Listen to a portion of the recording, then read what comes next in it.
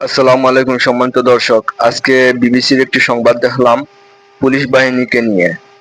Police বাহিনী 1444 জন police নিহত হয়েছে, তার এগেনিস্টে এই ছাত্র জনতা নিহত হয়েছে 1400। তাহলে কয় গুণ বেশি ছাত্র জনতা নিহত হয়েছে।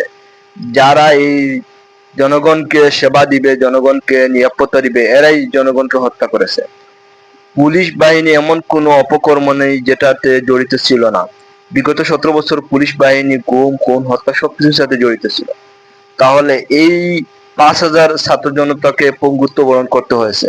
তাহলে এই সকল বিচার হওয়ার আগে কি পুলিশ বাহিনী 44 জন বড় হলো, না এই ছাত্র জনতার এখনো বিচার হয় নাই? এইটাই বড়। এই ছাত্র জনতার যদি বিচার শুরু হয় তাহলে পুলিশ বাহিনী প্রায় 50,000 পুলিশ মানে জড়িত হতে হবে, 50,000 পুলিশ মামলায় জড়িত হবে, আমি গ্যারান্টি দিলাম, যদি সঠিক তদন্ত হয়।